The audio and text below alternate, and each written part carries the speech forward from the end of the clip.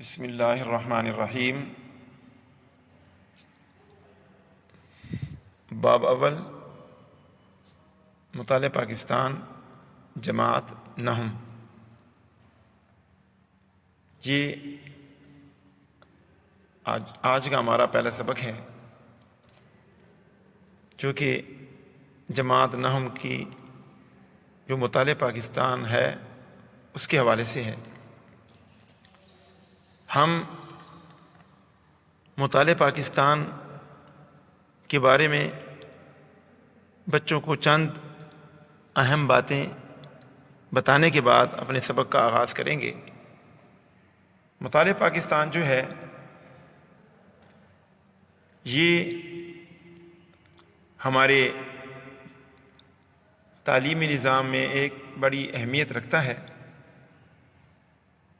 بچہ جب تک 8 کلاس میں ہوتا ہے، 8ویں کلاس تک میں جاتا ہے، تب تک اس کو معاشرتی علوم، جس کو ہم SST کہتے ہیں، وہ پڑھائی جاتی ہے۔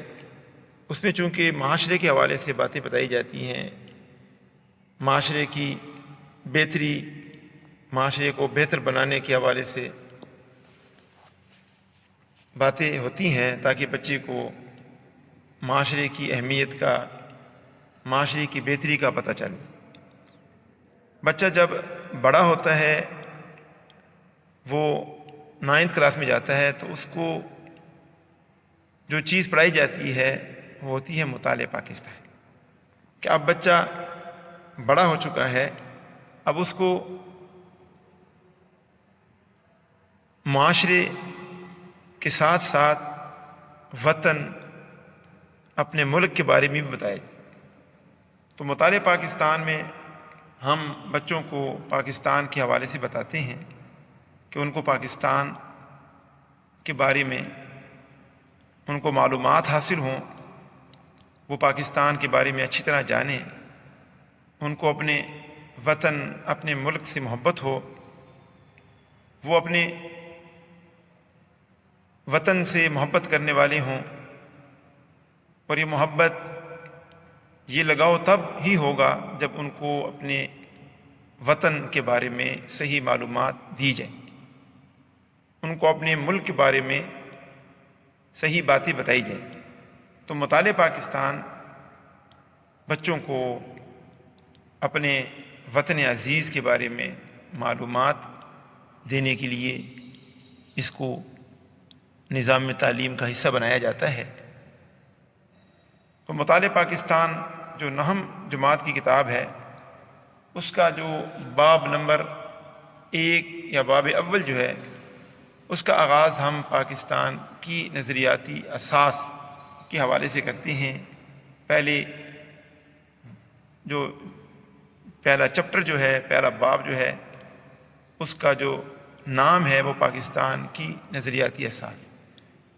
یہ لفظ اگر اس کو ہم الگ الگ دیکھیں تو اس میں ہمیں 3 بڑی چیزیں نظر آتی ہیں۔ نمبر 1 پاکستان، نمبر 2 نظریہ، اور نمبر 3 اساس۔ پاکستان، اس کو ہر بچہ جانتا ہے کہ یہ ہمارا وطن عزیز ہے۔ نظریہ، یہ بچے کے لیے ایک نئی چیز ہوتی ہے۔ اساس، اساس بنیاد کو کہتے ہیں، وہ چیز جس پر کسی چیز کو قائم کیا جائے، کھڑا کیا جائے، وہ اساس ہوتی ہے۔ تو مطلب یہ ہوا کہ پاکستان کی نظریاتی اساس، کہ پاکستان جس نظریہ پر قائم ہوا، جو چیز پاکستان کی بنیاد ہے، وہ کیا چیز ہے، اسی کو پہلے سبق کے طور پر اس کتاب کے آغاز میں رکھا گیا ہے تاکہ بچوں کو پاکستان کی بنیاد کا پتہ چلے۔ اب چونکہ پاکستان کی بنیاد وہ ایک نظریہ پر ہے، تو نظریہ کو سمجھنے کی ضرورت ہے۔ نظریہ یہ لفظ ہے جس کو انگریزی زبان میں آئیڈیالوجی کہا جاتا ہے، یعنی ایسا کام، ایسا پروگرام جس کا تعلق فلسفہ، تفکر، سوچ سے ہو، وہ چیزیں جو تفکر کے ساتھ، سوچ کے ساتھ، فلسفے کے ساتھ تعلق رکھتی ہوں، وہ نظریہ کہلاتی ہیں۔ یہ اس کی ایک عام تعریف تھی، یا اس کا ایک عام مفہوم تھا جو ہم بیان کر رہے ہیں۔ تو نظریہ کی مختلف تعریفیں جو کہ ہماری اس بک میں بھی شامل ہیں، وہ کی جاتی ہیں کہ نظریہ کیا ہے، اس کی تعریف کس طرح کی جائے۔ تو اس کی چند تعریفیں جو ہم کرتے ہیں وہ یہ ہیں کہ نظریہ سے مراد ایسا ضابطہ یا پروگرام ہے جس کی بنیاد فلسفہ و تفکر پر رکھی گئی ہو اور انسانی زندگی کے مختلف پہلوؤں، مثلا سیاسی، معاشرتی اور تہذیبی مسائل کے حل کے لیے کوئی منصوبہ بنایا گیا ہو۔ یہ اس کی ایک تعریف ہے۔ ایک تعریف اور ہے، وہ اس طرح ہے کہ نظریہ سیاسی اور تمدنی اصولوں کا مجموعہ ہے جس پر کسی قوم یا تہذیب کی بنیادیں استوار ہوتی ہیں۔ اسی طرح ایک اور تعریف ہے جو ڈاکٹر جارج براس کی الفاظ ہیں، ان کے حوالے سے مشہور ہے۔ وہ یہ ہے کہ عام زندگی کا ضابطہ یا پروگرام جس کی بنیاد فکر و فلسفہ پر استوار ہو، آئیڈیالوجی کہلاتا ہے۔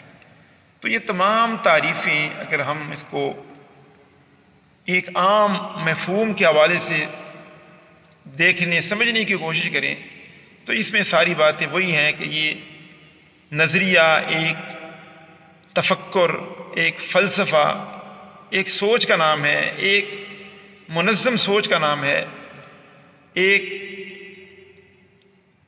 منظم فلسفے کا نام ہے جس کے تحت زندگی گزارنے کا کوئی پروگرام، کوئی طریقہ اختیار کیا جائے۔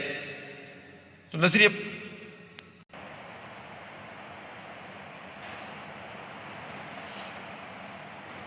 نظریے کی اہمیت، نظریہ کس قدر اہم ہے، تو اس کی اہمیت کی تو اگر باتیں کی جائیں تو بہت زیادہ باتیں ہو سکتی ہیں، لیکن یہاں پر ہم چند الفاظ میں اس کو بیان کرنے کی کوشش کریں گے کہ قوموں کا وجود جو ہے ان کو اگر ہم دیکھیں، ان کا پتہ لگائیں تو ان کے پیچھے ہمیں نظریات ہی نظر آئیں گے کہ قوموں کا وجود جو ہے وہ نظریات ہی سے پتہ چلتا ہے۔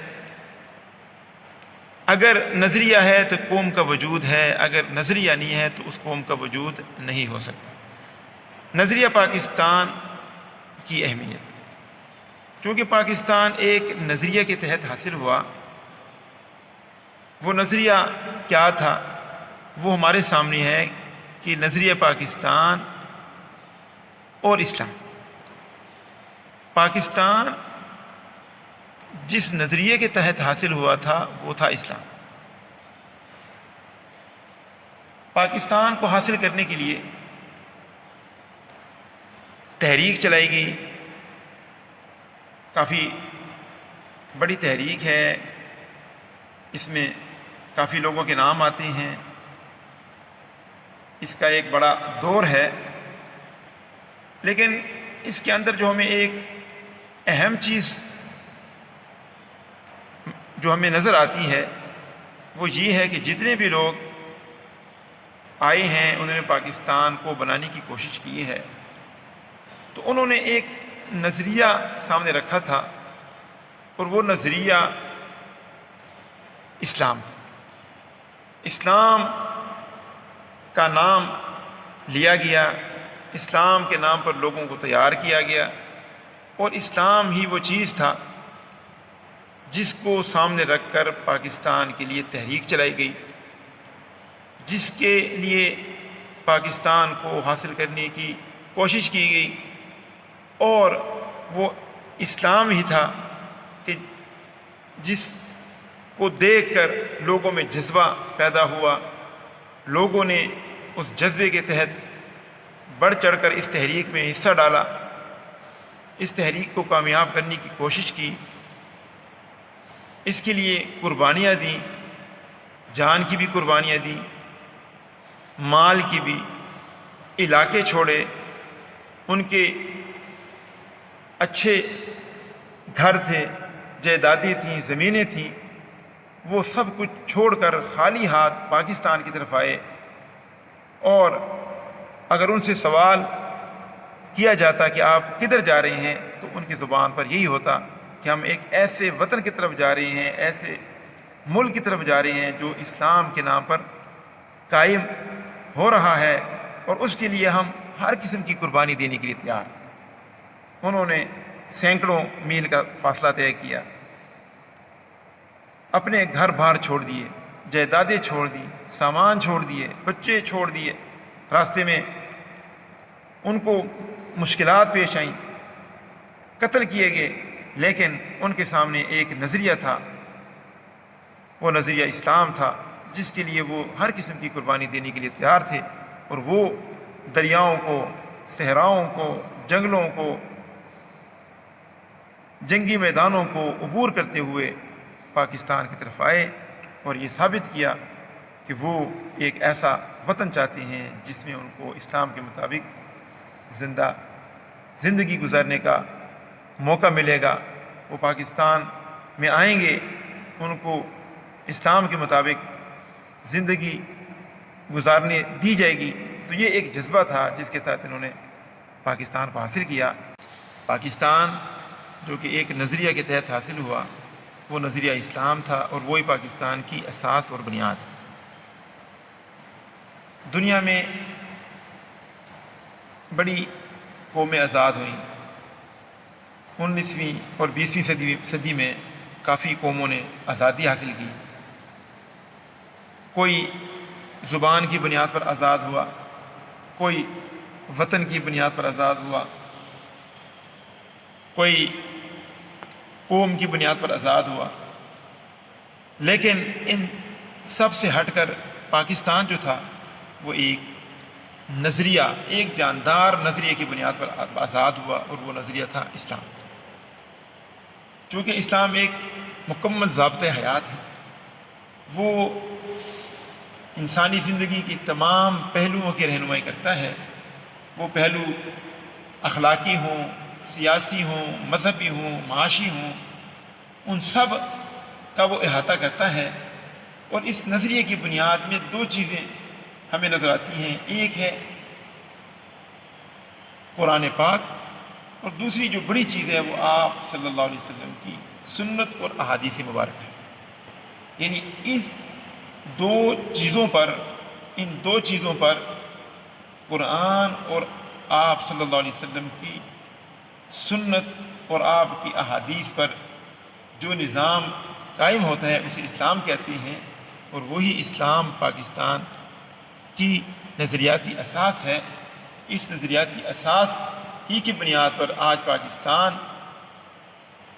مختلف قوموں، مختلف قبیلوں، مختلف علاقوں پر مشتمل ہے، اور ان کے اندر ایک بات جو قدر مشترک ہے، جو سب کی زبان پر ہے، جو سب اس کو مانتے ہیں، تسلیم کرتے ہیں، وہ یہ ہے کہ وہ مسلمان ہیں، چاہے وہ سندھ کا رہنے والا ہو، چاہے وہ پنجاب کا رہنے والا ہو، چاہے وہ بلوچستان کا رہنے والا ہو، چاہے وہ آزاد کشمیر کا رہنے والا ہو، گلگت بلتستان کا رہنے والا ہو، اس کی زبان جو بھی ہو، علاقہ جو بھی ہو، پہاڑ ہوں، صحرا ہوں، دریا ہوں، سمندر ہوں، لیکن ان کے اندر ایک یہ بات لازمی پائی جاتی ہے کہ وہ اپنے آپ کو مسلمان کہتے ہیں، اور اسی مسلمان ہونے کی وجہ سے وہ اپنے آپ کو بھائی بھائی قرار دیتے ہیں۔ اگر اسی نظریے پر ہم قائم دائم رہے، جس طرح ہم نے پاکستان بنایا، جس کے لیے قربانیاں دیں، دور دراز سے آئے اور اس کو ہم نے آباد کیا، بسایا، اسی نظریے پر اگر آج ہم مکمل طور پر قائم دائم رہے تو نہ صرف یہ ملک قائم دائم رہے گا بلکہ یہ ترقی کرے گا، یہ اوپر جائے گا، یہ دنیا میں ایک مقام حاصل کرے گا، کیونکہ اس کے پیچھے ایک بہت ہی جاندار نظریہ ہے۔ تو اس نظریہ کی حفاظت ہم پر لازم ہے، کوئی دشمن آ کر ہمیں اس نظریے سے ہٹا نہ دے۔ اگر کہیں یہ نظریہ ہٹ گیا، اس نظریے سے ہمیں ہٹا دیا گیا، پھر ہم زبانوں، علاقوں اور قوموں میں بٹ جائیں گے۔ پھر ہم پاکستان کے حوالے سے ہماری پہچان نہیں ہوگی۔ پھر ہم جیسے بنگلہ دیش ہم سے الگ ہو گیا، اس کی پہچان بنگالی کے حوالے سے ہے، اسی طرح کوئی بھی علاقہ اگر الگ ہوتا ہے اس کی پہچان پھر پاکستان کے حوالے سے نہیں ہوگی، اسلام کے حوالے سے نہیں ہوگی، اس کا پھر اور کوئی نام ہوگا۔ تو اللہ تبارک و تعالیٰ میں پاکستان کو جس بنیاد پر ہم نے حاصل کیا تھا اسی بنیاد پر ہمیں اس کو قائم دائم رہنے اور اس کو آگے ترقی دینے کی توفیق عطا فرمائے۔ آج کا ہمارا سبق پاکستان کی نظریاتی اساس کے حوالے سے تھا۔ امید ہے آپ کو ہماری ان باتوں کی سمجھ آئی ہوگی اور پاکستان کی جو کہ ایک نظریے کے تحت حاصل ہوا ہے اس کی بھی سمجھ آئی ہوگی۔ امید ہے کہ آپ ان باتوں کو سمجھ کر پاکستان کے ساتھ محبت کریں گے اور پاکستان کو ترقی دینے کی کوشش کریں گے۔